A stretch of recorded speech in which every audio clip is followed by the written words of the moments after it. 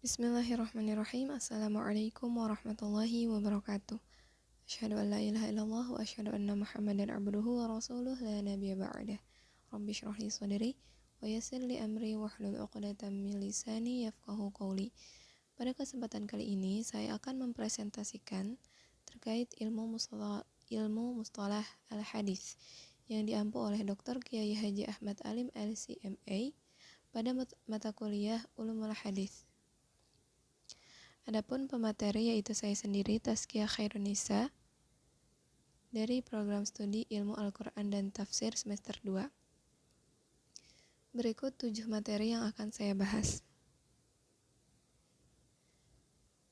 Pada materi pertama yaitu pengantar ilmu mustalah hadis. Fiqhul hadis memiliki keutamaan tersendiri, yaitu orang yang belajar tentang makna dan fikih hadis seperti mendapat separuh ilmu. Faidah mempelajari ilmu mustalah hadis yaitu supaya kita dapat membedakan dan memahami hadis sahih, hadis hasan, hadis dhaif, dan juga hadis maudhu. Dengan ilmu mustalah hadis juga kita dapat mengetahui mana riwayat-riwayat yang sahih, mana riwayat-riwayat yang dhaif, ataupun riwayat maudhu atau palsu, baik secara matan maupun sanad. Pengertian: mustalah hadis adalah ilmu untuk mengetahui keadaan sanad, matan dari sisi penerimaan atau mardud penolakan.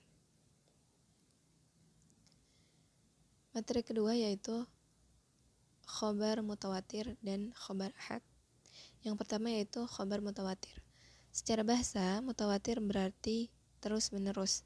Secara istilah, ialah hadis yang diriwayatkan oleh banyak perawi, kurang lebih paling minimal sebanyak 10 orang perawi, yang menurut kebiasaan mustahil para perawi itu bekerja sama dalam kebohongan. Sifat mutawatir terbagi menjadi 2, yaitu mutawatir al-lafzi dan mutawatir ma'nawi.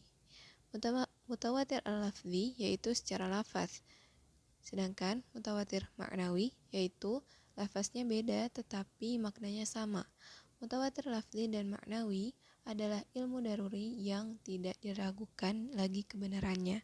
Hadis yang diriwayatkan oleh 2 atau 3 orang tidak sampai termasuk ke dalam mutawatir. Kemudian ada khobar ahad. Secara bahasa, al-ahad merupakan bentuk jamak dari ahad yang artinya al-wahid. Dan khobar al-wahid adalah berita yang diriwayatkan oleh satu orang. Secara istilah, yaitu khobar yang tidak terkumpul syarat-syarat mutawatir.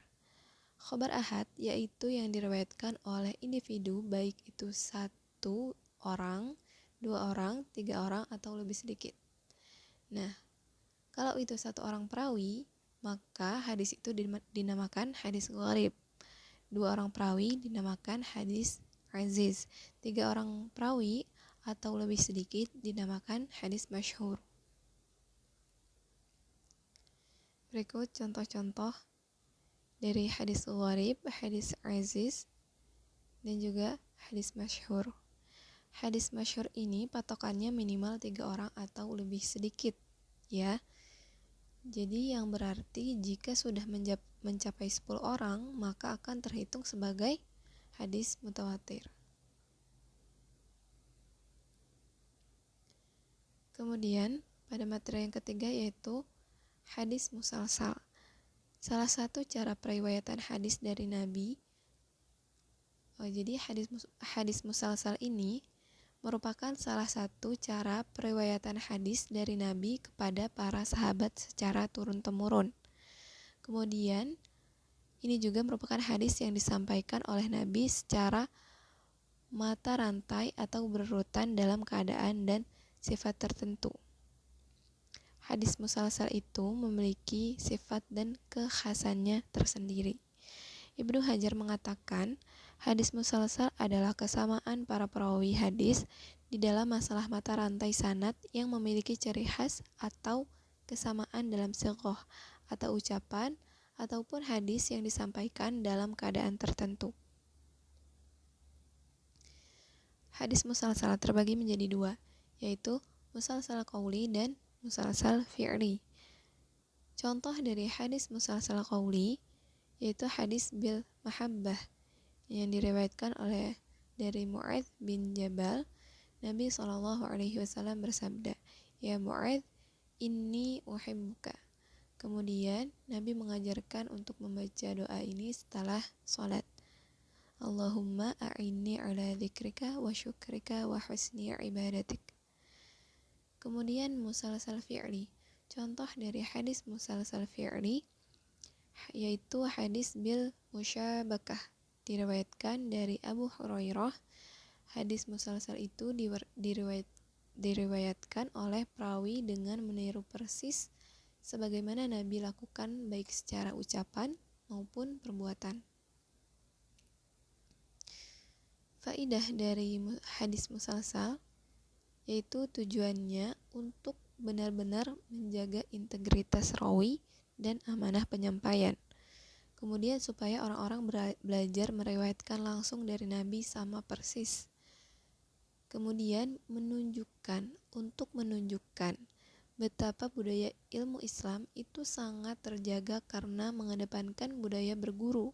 Bahkan tidak hanya berguru menyambungkan sanad guru sampai Rasulullah SAW sebagai upaya menjadi motivasi mencontoh Nabi secara persis.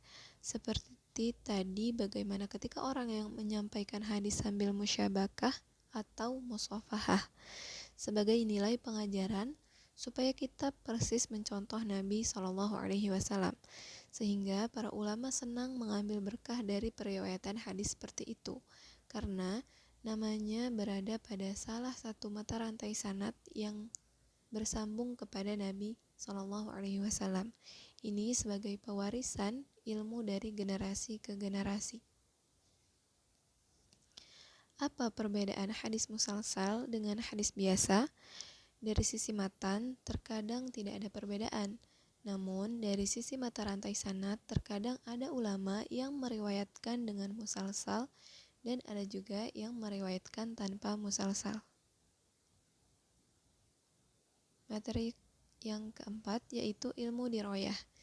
Ilmu hadis diroyah adalah ilmu yang mempelajari kaidah-kaidah untuk mengetahui sanad dan matan hadis, cara menerima dan menyampaikan hadis, sifat para perawi, dan lain-lain. Objek atau sasaran ilmu hadis diroyah adalah sanad dan matan hadis, sehubungan dengan kesahihan, hasan, dan dhaifnya.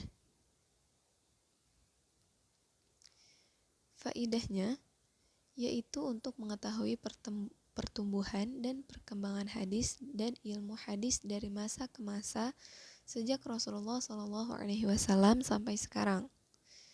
Kemudian faidah yang kedua yaitu mengetahui tokoh-tokoh dan usaha-usaha yang telah dilakukan dalam mengumpulkan, memelihara, dan meriwayatkan hadis. Yang ketiga yaitu untuk mengetahui kaidah-kaidah yang dipergunakan oleh para ulama dalam mengklasifikasikan hadis. Yang keempat, mengetahui istilah-istilah, nilai-nilai, dan kriteria hadis sebagai pedoman dalam menetapkan suatu hukum syara'. Kemudian, sebelumnya ilmu diroyah, dilanjutkan ilmu riwayah. Ilmu riwayah ini merupakan ilmu yang membahas ucapan-ucapan dan perbuatan-perbuatan Nabi SAW, baik periwayatannya, pencatatannya, dan penelitian lafaz-lafaznya. Objek kajian ilmu hadis riwayah adalah segala sesuatu yang dinisbatkan kepada Nabi SAW, sahabat, dan tabi'in. Periwayatan hadis oleh para sahabat, tabi'in, dan tabi'in dilakukan dengan dua cara, yaitu periwayatan dengan lafaz dan periwayatan dengan makna. Materi yang kelima yaitu validasi hadis sahih. Hadis sahih adalah hadis yang bersambung sanadnya, yang tidak ada syadz dan tidak ada illah ataupun kecacatan dalam meriwayatkannya, dan yang meriwayatkannya adalah orang yang adil, yang kuat hafalannya, dari semisalnya, bersandar pada hafalannya dan menukil penukilannya. Syarat-syarat dari hadis sahih. Yang pertama, sanadnya muttasil, yaitu dari proses periwayatan hadis itu harus bersambung sampai ke Nabi Muhammad SAW. Mata rantai tersebut termasuk ke dalam budaya Islam. Syarat yang kedua yaitu perawinya yang adil. Disebut adil yaitu seorang muslim balik, berakal, tidak fasik, menjaga ketaatan. Nah, adil ini kata kuncinya itu bertakwa kepada Allah, menjalankan perintahnya dan menjauhi larangannya, serta memiliki muru'ah. Apa itu muru'ah? Yaitu menjaga adab dalam masalah kehidupan beragama serta menjaga kehormatan dirinya. Syarat yang ketiga yaitu thabit, yaitu perawinya memiliki hafalan yang kuat, teliti, cermat, dan daya kognitif yang tinggi, daya ingat yang tinggi, begitu ya. Syarat yang keempat yaitu selamat dari syadz, yaitu tidak menyelisihi rawi yang lebih kuat. Syarat yang kelima, selamat dari illah, yaitu cacat yang merusak sahihnya hadis. Materi yang keenam yaitu tingkatan sanad hadis sahih. Jadi tingkatan sanad hadis sahih ini berdasarkan ketakwaannya. Yang paling bertakwalah yang paling diutamakan. Yang paling sempurna keadilannya, dhabt, yaitu kuat daya ingatnya dan ketersambungan sanadnya. Adapun tingkatan yang pertama yaitu sanad yang paling tinggi yang bersambung sampai Nabi Muhammad, yaitu diriwayatkan oleh Imam Malik,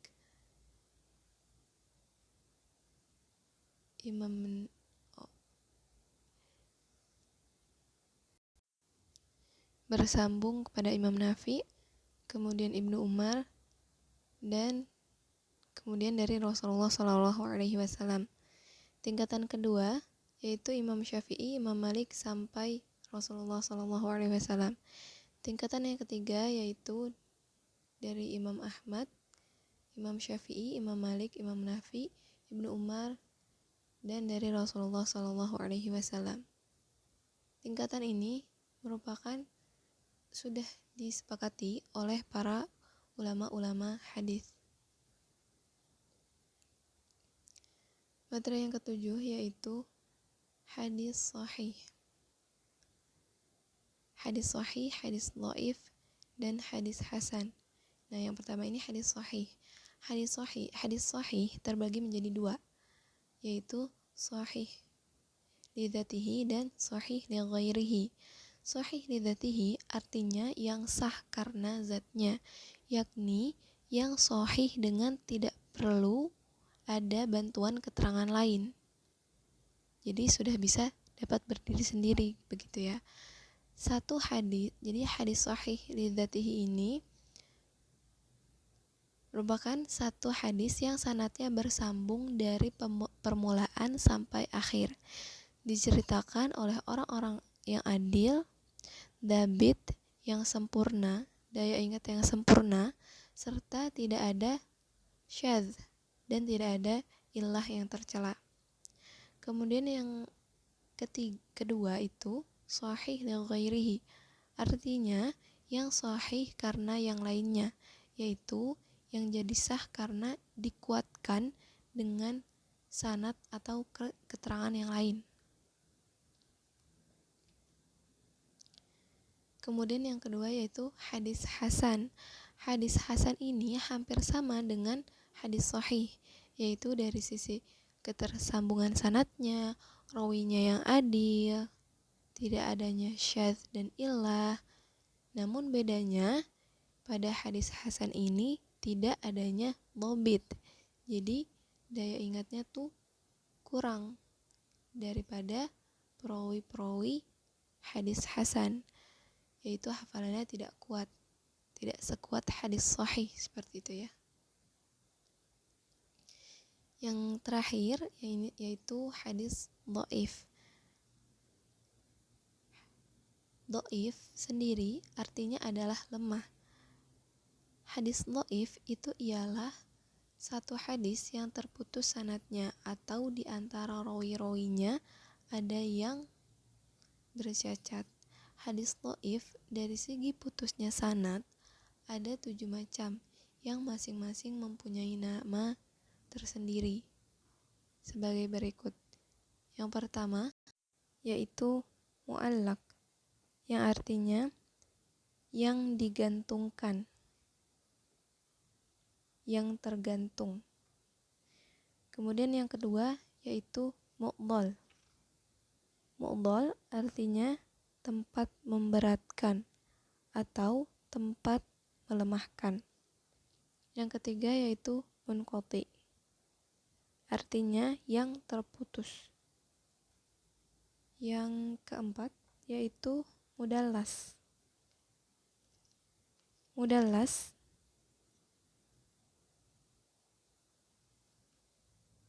artinya ialah satu hadis diriwayatkan oleh seorang rawi dari seorang yang ia bertemu atau semasa dengannya, tetapi ia tidak mendengar hadis yang diriwayatkan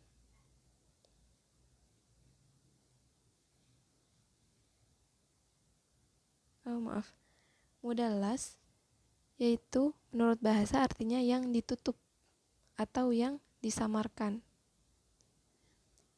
Yang kelima yaitu mursal.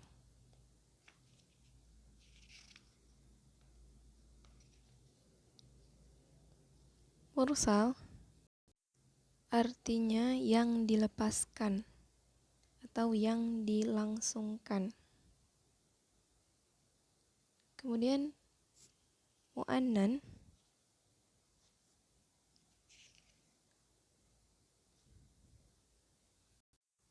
artinya yang berhuruf anna atau inna. Anna atau inna itu kan artinya sesungguhnya, bahwa, bahwasannya, seperti itu. Kemudian yang terakhir yaitu mu'an'an, artinya yang berhuruf an, dari atau daripada.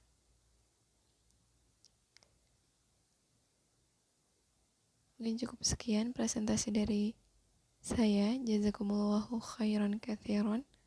Wassalamualaikum warahmatullahi wabarakatuh.